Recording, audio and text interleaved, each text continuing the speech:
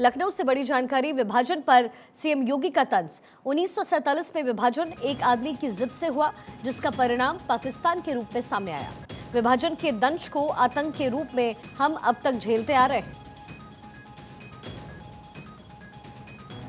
तो यूपी के बंटवारे की बात लगातार हो रही थी। सियासी पार्टियां, सियासी दल इसका जिक्र कर रही थी, जिसमें योगी आदित्यनाथ का ये रिएक्शन आया है। उन्होंने कहा, विभाजन पर सीएम योगी का ये तंज। 1947 में विभाजन एक आदमी की जिद से हुआ, जिसका परिणाम पाकिस्तान के रूप में सामने आया है। विभाजन के दंश को आतंक के रूप में हम अब तक झेल रहे हैं। विपक्षी पार्टियों पर तंज कसते हुए सीएम योगी आदित्यनाथ का ये बड़ा बयान। क्या 1947 में जब देश का विभाजन होता है, ये विभाजन टाला जा सकता था, रोका जा सकता था। एक व्यक्ति की महज जिद ने देश को विभाजन की त्रासदी की ओर ले गया। लाखों लोगों का कत्लेआम होता है। भारत का एक बड़ा भूभाग पाकिस्तान के रूप में चला जाता है।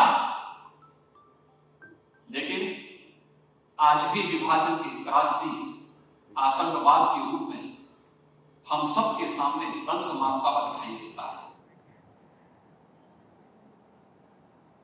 मेरे सहयोगी अवनीश विद्यार्थी ताजा जानकारी लिए इस वक्त मेरे साथ जुड़ गए हैं। अवनीश, क्या कुछ जानकारी है आपके पास? क्योंकि देखिए, जिस तरीके से यूपी को विभाजित करने की बात ये विपक्षी पार्टियां कर रही थी, जाहिर तौर पर सीएम ने इस वक्त सीधा सीधा निशाना उनके ऊपर साधा। सबसे बड़ी बात यह है कि जिस तरह की सियासत इस दौर में चल रही हो, चाहे जाति जनगणना की बात हो या धार्मिक तौर पर विभाजन करने की बात हो, उस दौर में योगी आदित्यनाथ का ये बयान बेहद महत्वपूर्ण है। सिंधी समाज के कार्यक्रम में पहुंचे थे मुख्यमंत्री योगी अपने उत्तराखंड के दौरे के बाद लौटने के बाद, और उस कार्यक्रम में भाग लेते हुए उन्होंने सीधे, जो सिंधी समाज एक ऐसा वर्ग है जिसको विभाजन की जो विभीषिका है उसको बुरी तरीके से झेलना पड़ा था, बड़े पैमाने पर पलायन हुआ था जब आजादी हुई थी, और उस दौर के जो जिम्मेदार लोग थे उन पर तंज कसते हुए मुख्यमंत्री ने कहीं न कहीं प्रहार किया और ये कहा है कि एक व्यक्ति की जिद के कारण ये पूरा वाकया हुआ, पूरा घटनाक्रम हुआ। इसमें हजारों लोगों की जान चली गई और न जाने कितने लोग बेघर हुए, बेसहारा हुए। जी।